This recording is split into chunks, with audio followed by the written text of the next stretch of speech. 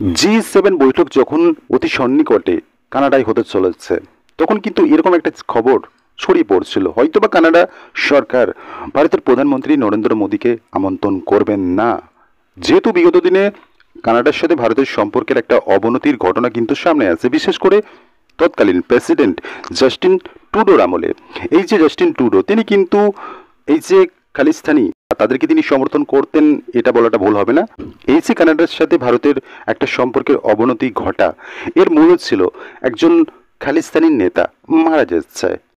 সেক্ষেত্রে সরাসরি Justin Trudeau ভারতকে দায়ী করছে, অথচ হাতে কোনো তথ্য প্রমাণ কোনো কিছুই নেই। অনুমানের ভিত্তিতে জাস্টিন ট্রুডোর হয়তো মনে হয়েছিল যে এই যে খালিস্তানি নেতা যারা ভারতের বিরুদ্ধে কথা বলে, ভারতের বিরোধিতা করে, তো তিনি যখন অজ্ঞাত অজ্ঞাত পরিচিত ব্যক্তির হাতে নিহত হচ্ছেন, মারা যাচ্ছেন, তো সেক্ষেত্রে কিন্তু জাস্টিন ট্রুডো অনুমানের ভিত্তিতে ভারতের দিকে অভিযোগে তীর ছুড়ছিলেন। কার্যত ভারত সরকার কিন্তু এর কড়া প্রতিক্রিয়া দিয়েছিল, সাথে কূটনৈতিকভাবেও কিন্তু সম্পর্ক অত্যন্ত অবনতির দিকে পৌঁছেছিল। একটা সময় কানাডার প্রেসিডেন্ট জাস্টিন ট্রুডোকে সমালোচনার মুখে পড়তে হয়েছিল, চাপের মধ্যে পড়তে হয়েছিল তার দেশেই, কানাডাতেই। কারণ কি কারণে তিনি ভারতের সাথে দীর্ঘদিনের যে সুসম্পর্ক ছিল বা রয়েছে কানাডার সাথে, সেই সম্পর্কটাকে তিনি কোথাও না কোথাও যারা উগ্রপন্থী, যারা ভারত বিরোধী কথাবার্তা বলে বা ভারত বিরোধিতা করছে, তাদের একটা প্রসঙ্গ টেনে তিনি ভারতের সঙ্গে সম্পর্কের অবনতি ঘটিয়ে দিচ্ছেন।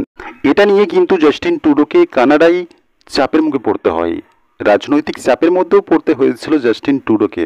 পরবর্তীতে তিনি তো বিদায় নিলেন প্রেসিডেন্ট পদ থেকে। পরবর্তী প্রেসিডেন্ট মার্ক কান্নে কানাডার প্রেসিডেন্ট হলেন, এবং এই জিনিসটা হয়তো আশঙ্কা করা হচ্ছিল যে কানাডায় যেহেতু G7 সাবমিট হতে চলেছে, সেখানে বিশ্বের 7টি উন্নত অর্থনীতির দেশ সামিল হতে চলেছে এই G7 বৈঠকে। তো স্বাভাবিকভাবেই এই 7টা দেশের বাইরেও কিন্তু যে দেশে এই বৈঠক হচ্ছে, সেই দেশ কিন্তু এই 7টা দেশের বাইরেও অন্যান্য দেশকে আমন্ত্রণ করতে পারে, সেই তালিকায় কিন্তু ভারত ছিল। এবং বিভিন্ন দেশকে যখন কানাডায় আমন্ত্রণ করছেন কানাডার প্রেসিডেন্ট মার্ক কান্নে, তখন কিন্তু অনেকটা সময় পেরিয়ে যাচ্ছিল, সন্নিকটে চলে আসছিল এই G7 সাবমিট, তখনও কিন্তু আমন্ত্রণ ভারতের কাছে পৌঁছায়নি কানাডার তরফে। এরকম একটা জিনিস আশঙ্কা করা হচ্ছিল যে ভারতের সঙ্গে বিগত দিনে যেহেতু কানাডার একটা সম্পর্কে একটা সংঘাত বেঁধেছিল, বিশেষ করে তৎকালীন যিনি প্রেসিডেন্ট কানাডার ছিলেন জাস্টিন ট্রুডো, তার আমলে কিন্তু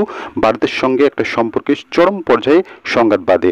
তো সেই কারণেই হয়তোবা কানাডা সরকার, বর্তমান প্রেসিডেন্ট হয়তোবা নরেন্দ্র মোদীকে আমন্ত্রণ জানাবেন না এই G7 সাবমিটে। মার্ক কান্নে কার্যত এই জিনিসটা ভালো করেই বুঝতে পেরেছেন, ভারতের গুরুত্ব কতটুকু সেটাও তিনি বুঝতে পেরেছেন, এবং নরেন্দ্র মোদী যেখানে রয়েছেন, তো স্বাভাবিকভাবেই কিন্তু কানাডার সরকার প্রেসিডেন্ট মার্ক কান্নে কিন্তু নরেন্দ্র মোদীকে আমন্ত্রণ জানিয়েছেন।